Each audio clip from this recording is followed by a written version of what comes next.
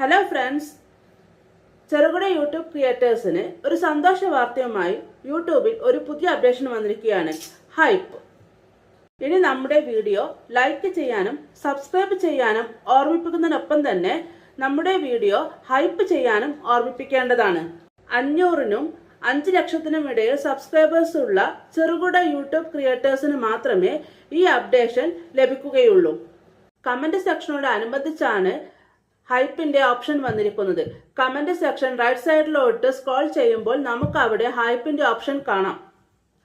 ഒരു വ്യൂവർക്ക് ഒരു വീഡിയോയ്ക്ക് 60 ഹൈപ്പ് പോയിന്റ്സ് വരെ നൽകാവുന്നതാണ്.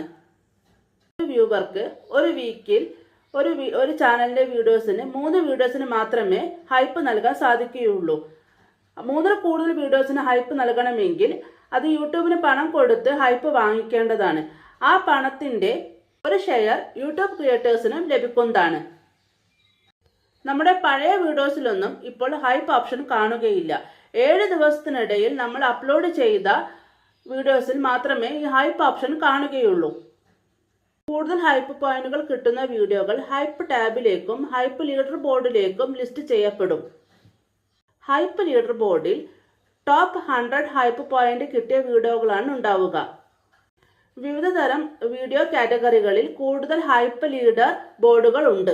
കാറ്റഗറി ബേസിലാണ് ടോപ്പ് ഹൈപ്പഡ് വീഡിയോകൾ കൊടുത്തിരിക്കുന്നത്. ഇനി മുതൽ നമ്മുടെ വീഡിയോ കാണുന്ന വ്യൂവേഴ്സിനോട് നമ്മുടെ വീഡിയോ ഹൈപ്പ് ചെയ്യാനും കൂടി പറയുക. കൂടുതൽ ഹൈപ്പ് പോയിന്റ് കിട്ടുമ്പോൾ മാത്രമേ നമ്മുടെ വീഡിയോ ഹൈപ്പ് ലീഡർ ബോർഡിലേക്ക് വരികയുള്ളൂ.